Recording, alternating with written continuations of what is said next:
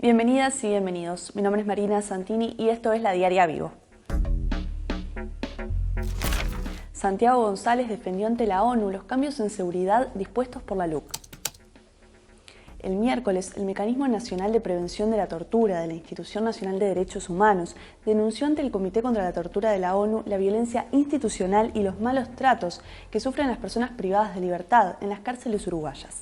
Este viernes se presentó una delegación del gobierno uruguayo para contestar las preguntas del Comité contra la Tortura en torno a este tema y también a partir de los informes del Servicio Paz y Justicia, que advierten sobre las dificultades que existen para denunciar casos de abuso policial en Uruguay y la constatación de malos tratos y condiciones edilicias inadecuadas en el INISA. Uno de los comparecientes de hoy fue Santiago González, director de Convivencia y Seguridad Ciudadana del Ministerio del Interior, quien se encargó de defender los cambios en materia de seguridad que introdujo la LUC, que habían sido cuestionados en estos informes. También se refirió a las denuncias de abuso policial y aseguró que cuando las hay, se investigan. Los procedimientos cada día son filmados con más naturalidad y eso ha llevado a que si hay un policía que tenga una mala actuación o hay una denuncia contra el policía, esas denuncias se investigan y en el caso que haya un policía que haya obrado mal, se hace la investigación, se puede hacer el sumario y se puede dar la baja o lo que se deba hacer con el funcionario. González insistió en que en Uruguay había una necesidad de dar respaldo político y legislativo a las fuerzas policiales y subrayó que eso fue lo que hizo la LUC. Con respecto a la situación carcelaria, González reconoció que hay violaciones a los derechos humanos, pero expresó que la intención del gobierno es la reinserción social de los privados de libertad. En el Uruguay, en nuestras cárceles, se ha violado los derechos humanos y se violan los derechos humanos. Nosotros no podemos tapar el sol con un dedo, hay que decir la realidad y trabajar la transformación de la realidad desde la humildad del trabajo diario que tiene este gobierno. Y los privados de libertad tienen que tener mejores condiciones de vida, una dignidad en su paso por nuestro sistema penitenciario y la posibilidad real de rehabilitarse. Mientras la delegación del gobierno contestaba las preguntas de la ONU, se conoció que un operador penitenciario del Instituto Nacional de Rehabilitación fue detenido en la revisoría de la Unidad 4, Santiago Vázquez, por intentar ingresar un arma de fuego con municiones, celulares y cargadores, marihuana y cocaína. Juventudes del Frente Amplio repudian el silencio ante la denuncia contra Gerardo Núñez y piden su renuncia. Varias organizaciones de jóvenes del Frente Amplio se manifestaron en las últimas horas tras la resolución judicial que impuso al diputado comunista Gerardo Núñez medidas cautelares a raíz de una denuncia por violencia de género en su contra. Los jóvenes del partido rechazaron la actitud de la fuerza política en torno a este caso y pidieron la renuncia del legislador. Por ejemplo, la Juventud del Frente Amplio de Minas señaló que no actuar ante esta situación es una decisión con la cual se dice mucho más de lo que se cree. En diálogo con La Diaria, Romina Insaurralde, integrante de ese grupo, dijo que cuando se supo del caso, esperaban que el Partido Comunista y el Frente Amplio tomaran otras medidas. Los que realmente tienen el poder de hacer algo que sea significativo, que realmente demuestre que nuestra fuerza política no ampara, no protege y no acompaña las actitudes violentas de estos varones, no lo estaban haciendo. Dijimos, bueno, vamos a movernos nosotros también como juventud. En la misma línea se pronunciaron los jóvenes frenteamplistas del oeste, que repudiaron el silencio total y cómplice del Frente Amplio en este caso. Escribieron que como fuerza política definida como antipatriarcal, es intolerable que haya abusadores dentro del partido y consideraron que el diputado debe renunciar. En este punto también coincidieron los jóvenes de Minas. Yo creo que en el momento en el que una víctima denuncia a uno de nuestros compañeros y esta denuncia se confirma que es real, que realmente existió, bueno, el Frente Amplio ya puede tener cosas para investigar por la interna o por tener, no sé, diferentes charlas o diferentes reuniones con su sector. Yo creo que tiene que exigir la renuncia de una. El Partido Comunista informó el jueves que resolvió mantener la licencia de todas las responsabilidades políticas y la representación parlamentaria del diputado y dispuso su pase a la Comisión de Control del partido. Además, aguardará por lo que disponga el Tribunal de Conducta Política del Frente Amplio. Movimiento sindical aguarda definición del gobierno sobre reforma previsional y no descarta medidas de lucha. El movimiento sindical está a la espera de cómo será el anteproyecto de ley que presentará el Poder Ejecutivo para la reforma de la seguridad social.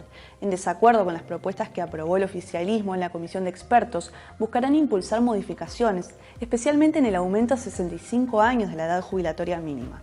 El secretario general de AEBU, Fernando Gambera, expresó a La Diaria que los sindicatos y las organizaciones sociales apostarán antes que nada a un diálogo social que permita acuerdos en torno a este tema. En tanto, Martín Pereira, también integrante del secretariado ejecutivo del PIT-CNT, dijo a La Diaria que no se descartan acciones en caso de no tener receptividad del gobierno, que tiene mayoría parlamentaria para aprobar el futuro proyecto.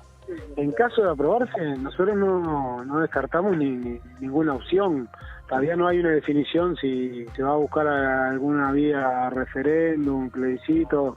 Hay algunas de esas que no se podría por constitución, pero ver cuál es la situación. Lo primero va a ser dar la pelea, primero informando a la gente, y en caso que el gobierno intente acelerar con las propuestas, bueno, un plan de lucha de todos los sindicatos. Por su parte, el director en representación de los trabajadores en el Banco de Previsión Social, Ramón Ruiz, recordó que en su momento se llamó a un diálogo para pensar una reforma de manera plural, pero el gobierno optó por otro camino. Antes de la ley de urgente consideración, planteamos que para reformar la seguridad social se tenía que llamar a un diálogo, con una agenda muy amplia y con una participación muy amplia. Lamentablemente, el Poder Ejecutivo eligió el camino de una comisión que funcionó durante todo el año pasado.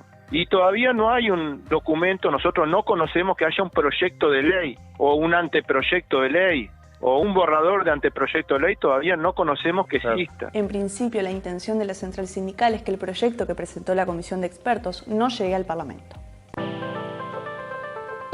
Tras la suba del desempleo, Arbeleche destacó la creación de 70.000 puestos de trabajo.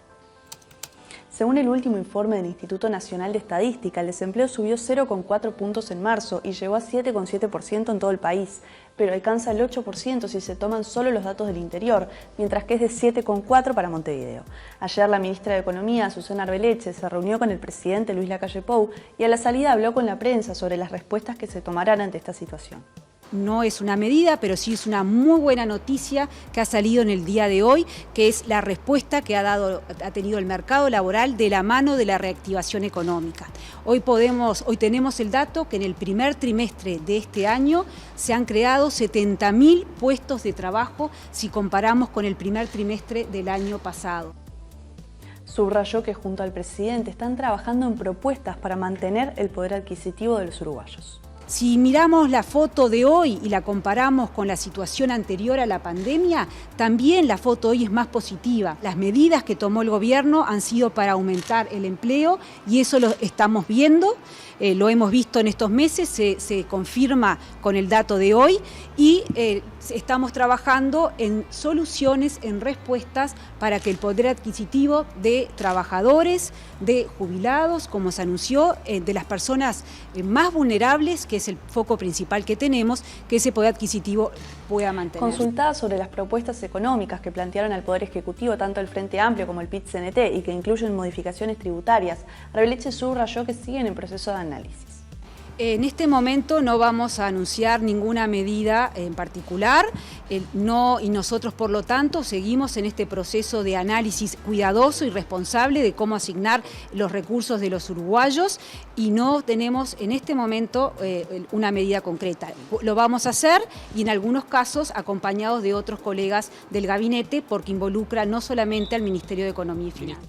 Consultada en cuanto a si comparten el planteo de la central sindical sobre la necesidad de que el Estado intervenga en la redistribución de la riqueza, la ministra dijo que el Estado está presente y que se seguirá trabajando con ese mismo enfoque. Reporteros Sin Fronteras salió al cruce de Da Silveira, que había criticado su metodología.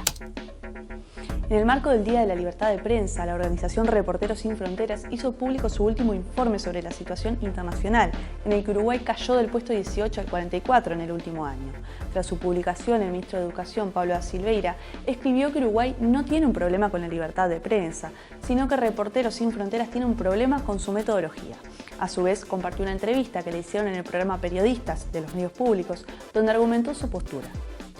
A ver, que hubo un cambio metodológico, lo hubo porque la propia organización lo declara. Después hay una serie de problemas que estamos evaluando, pero que parecen indicar que este cambio metodológico es problemático. Por una parte hay saltos de un año a otro que no son muy explicables, ¿no? Por ejemplo, Uruguay baja muchísimos puntos en este ranking y muchas posiciones. El ministro aseguró que está muy tranquilo porque Uruguay no tiene problema en esta materia, tal como lo tuiteó este viernes. Yo lo que quisiera decir muy simplemente es: Uruguay no tiene un problema con la libertad de expresión, no tiene un problema con la libertad de prensa. Parecería que Reporteros Sin Fronteras en este momento tiene un problema con su metodología de trabajo. Pero eso lo tienen que evaluar ellos y a ellos les corresponde decidir qué hacer. Reporteros Sin Fronteras contestó a Da Silveira en un hilo de Twitter en el que argumentó que el cambio de metodología tuvo como principal objetivo evaluar el ejercicio de la libertad de prensa de forma más contextualizada, considerando desde este año aspectos que antes no eran analizados en cada país.